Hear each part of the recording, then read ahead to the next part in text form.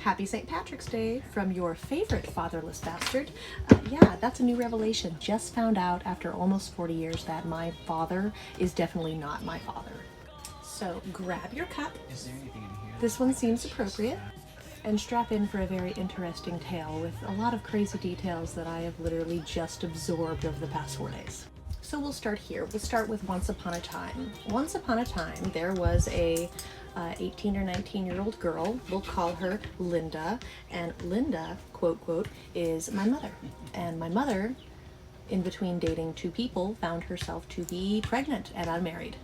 And Linda's parents raised her in a unbelievably physical, emotional, and mentally abusive home. So, I think anyone with trauma who is also a teenager can understand that things are really terrible around that time. So during this story, I would like to keep from demonizing any of the parties involved, which is why I'm going to go with anonymous names. Since my real potential father and my mother weren't really on speaking terms, I guess the best deal, especially through, urging of her very conservative parents, married Richard. We'll call him Richard. Yeah, I'm gonna have to write this down. Married Richard while pregnant. Everybody kind of knowing full well that that probably wasn't his kid. This is a 40-year community secret. And when I say that, I don't know exactly who has had all the information forever, but a great many people, specifically in a very tiny Texas town, seem to have decades worth of information I'm just getting privy to. A lot of you have been asking how I'm feeling, and I really appreciate that because it's definitely a big shakeup. Like, my whole alignment is kind of knocked off. But to be honest with you, I haven't had a very good relationship with this man who I thought was my father up until about 4 days ago. We haven't had a close relationship. I've always been very confused by it. I've never felt much relation to him at all. So it's kind of validating to know that that intuition, I wasn't, misleading myself this whole time. So yeah, all that to say is I'm doing really well with this. I have turned over this new leaf of huge curiosity for this other potential father. Hold up, I'll put up these side by side. Yeah, here we go. So this, I think about 23 here, and he must have been a high school senior, but this, I guess I will use this guy's real name because he's fallen off the face of the internet, and I'm not, super stoked on meeting somebody that doesn't want to meet me. I am curious about my potential sister and just curious about in what ways we're alike, like health history, cancer likelihood, that kind of thing. But as you can see, my heart kind of stopped when I saw this.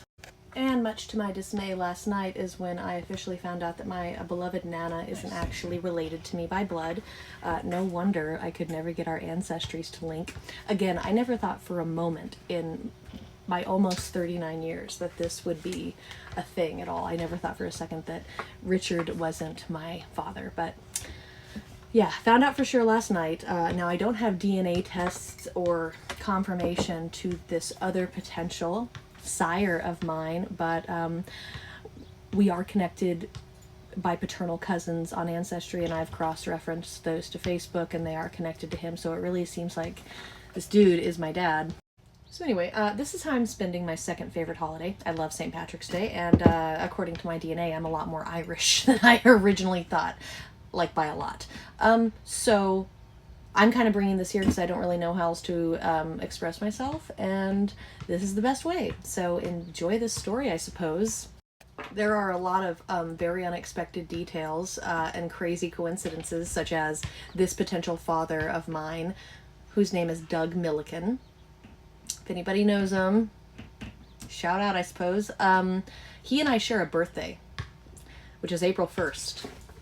Which almost makes me the biggest April Fool of all time. So thank you for everyone who has never played a prank on me on my birthday, because this is the most hilarious shit. Like, I just got let in on the biggest joke I wasn't privy to. Wild. I definitely looked up his mom, who is deceased, on her memorial Facebook page, and I tell ya, she looks like quite the firecracker, and from what friends of his have told me about his youth, he was quite the scrapper. So I was always confused about, Richard's pacifism and cool, calm, collected demeanor, because I have always been quite a firecracker, and I don't know, something about that is comforting to know where it comes from or might come from. And from what my mother tells me, there has never been, effort to find out if I am his child. He's definitely like erased himself off the internet. There's no sign of him. That yearbook photo is all I have. So he's clearly hiding. And if that's the case, by the way, Doug, if you're listening to this and that's the case, we don't have to meet. That's totally cool. I would maybe like to meet your daughter because I've always wanted a sister. But again, no pressure to any of y'all. Yeah, I got 1,000 questions, but I don't know. You kind of have to let people make their own decisions, as we can see. But yeah, so this guy and I share a birthday. That's already interesting because April 1st is kind of an unusual birthday. His mother passed away on my mother's birthday, which is interesting. And I hope nobody I'm previously or currently related to takes this the wrong way, but I've always wondered why I was treated a little like a bastard. Turns out, your friend Savannah is a fatherless bastard, and it's kind of liberating, to be honest with you. And I know most of you are probably asking, why 40 years? Why did it take 40 years for this huge community? How did this huge community of people in the know keep their mouths shut for 40 years? I have no idea. I have no idea. I consider myself to be a very perceptive person, so I don't know why nobody told me, but my mother seems to think this is the right time, and I'm inclined to agree with her because there's the right time for everything. Anyway, Ancestry is a trip. It is a wild thing, and if you haven't submitted your DNA to be on the grid, that's fine, but be prepared to find out some crazy shit. Apparently everybody was like waiting for me to figure it out on Ancestry for like fucking years. I don't know, man. I'm sure as you've already noticed, this isn't my usual eloquently fucking like written out thing. This is the first time I've gone full ramble format. So thanks for tuning in. I have a lot of answers if you have questions. I'm dying to talk about this because I have spent way too much time and money in therapy about the other dad to not get some free therapy over the internet for this dad. So let's therapize. Anyway, happy St. Patrick's Day from the desert, and I look forward to any questions because I have a lot, and I also have a lot of answers. Anyway, love you, bye.